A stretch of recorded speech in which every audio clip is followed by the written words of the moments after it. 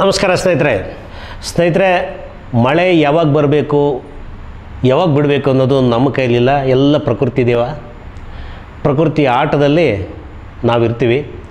ಆದರೆ ಚಿತ್ರಗಳು ಯಾವಾಗ ಬರಬೇಕು ಯಾವಾಗ ಬರಬಾರ್ದು ಅನ್ನೋದು ನಮ್ಮ ಕೈಲಿರುತ್ತೆ.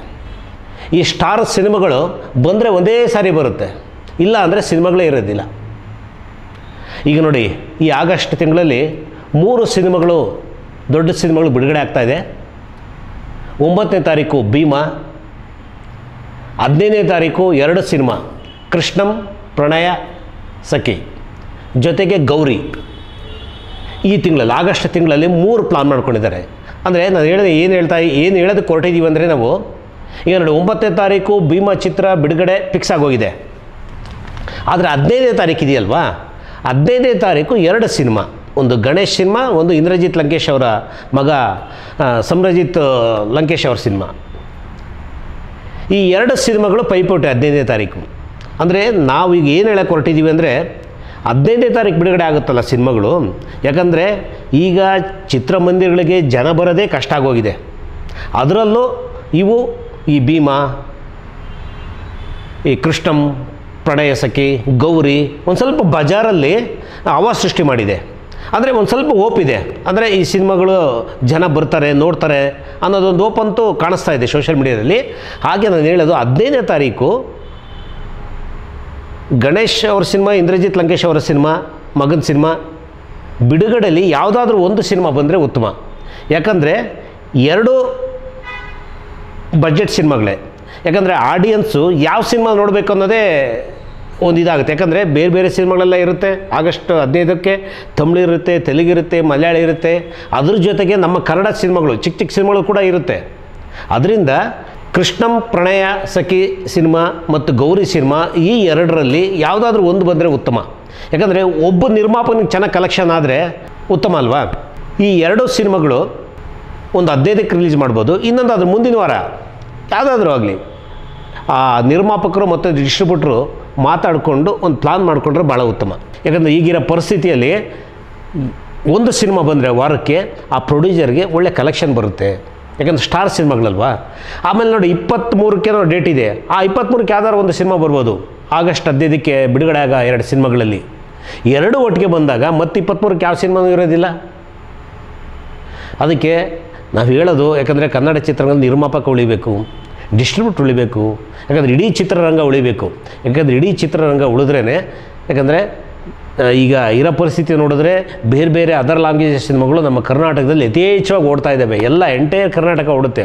ನಮ್ಮ ಕನ್ನಡ ಸಿನಿಮಾಗಳಿಗೆ ಕೊರತೆ ಇತ್ತು. ಈಗ ಏನಾಗಿದೆ ಅಂದರೆ, ಒಟ್ಟೊಟ್ಟಿಗೆ ಬಂದಾಗ ಕಷ್ಟ ಆಗುತ್ತೆ, ಆಡಿಯನ್ಸ್ಗೂ ಕಷ್ಟ ಆಗುತ್ತೆ, ಆಮೇಲೆ ಸಿನಿಮಾಗಳು ಅಷ್ಟೇ, ನಿರ್ಮಾಪಕರಿಗೂ ಕಷ್ಟ ಆಗುತ್ತೆ. ಪ್ಲಾನ್ ಮಾಡ್ಕೊಂಡು ಬನ್ನಿ. ಪ್ಲಾನ್ ಮಾಡ್ಕೊಂಬಂದರೆ ಖಂಡಿತ ಒಳ್ಳೆ ಕಲೆಕ್ಷನ್ ಬರುತ್ತೆ. ಜೊತೆಗೆ ನಾವು ವಾರನೂ ಸಿನಿಮಾ ಕೊಟ್ಟಂಗೆ ಆಗುತ್ತೆ.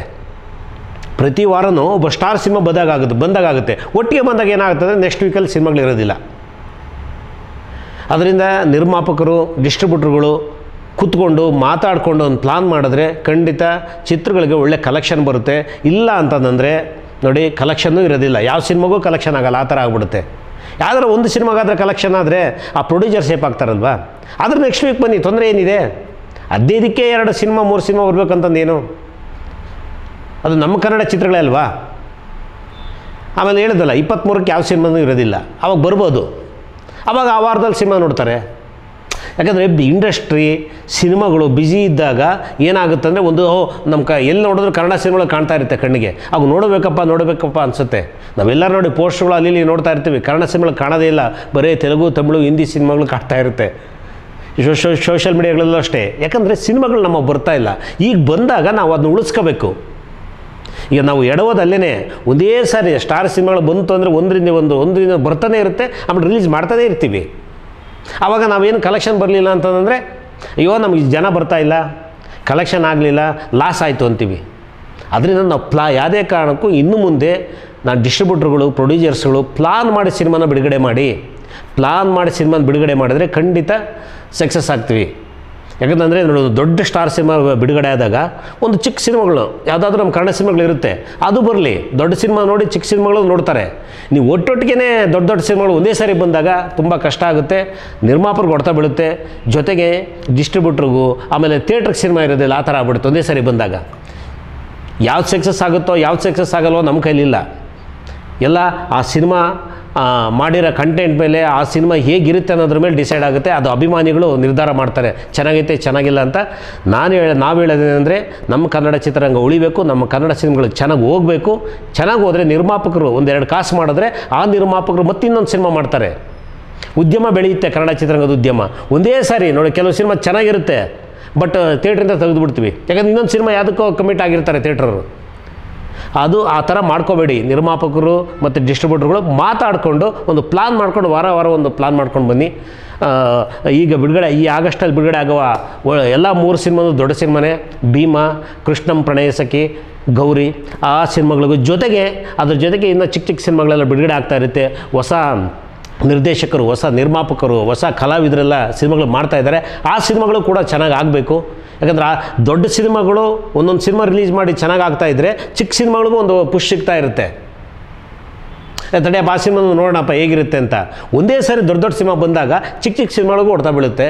ಇದನ್ನು ಗಮನದಲ್ಲಿಟ್ಕೊಂಡು ನಮ್ಮ ಚಿತ್ರರಂಗದ ನಿರ್ಮಾಪಕರು, ಡಿಸ್ಟ್ರಿಬ್ಯೂಟರ್ಸು, ಎಕ್ಸಿಬ್ಯೂಟರ್ಸು ಎಲ್ಲರೂ ಕೂತ್ಕೊಂಡು ಒಂದು ಪ್ಲಾನ್ ಮಾಡಿ ಚಿತ್ರಗಳನ್ನ ಪ್ರತಿ ವಾರನೂ ಒಂದೊಂದು ಸ್ಟಾರ್ ಸಿನಿಮಾಗಳು ಬಂದಾಗ ಗ್ಯಾಪ್ ಕೊಟ್ಕೊಂಡು ಸಿನಿಮಾ ರಿಲೀಸ್ ಮಾಡಿದ್ರೆ ಖಂಡಿತ ಒಳ್ಳೆ ರಿಪೋರ್ಟು ಬರುತ್ತೆ, ಒಳ್ಳೆ ಕಲೆಕ್ಷನ್ ಆಗುತ್ತೆ, ನಿರ್ಮಾಪಕರ ಜೇಬು ತುಂಬುತ್ತೆ, ಆವಾಗ ಉದ್ಯಮ ಬೆಳೆಯುತ್ತೆ ಅನ್ನೋದು ನಮ್ಮ ಆಶಯ. ನಮಸ್ಕಾರ ಸ್ನೇಹಿತರೆ.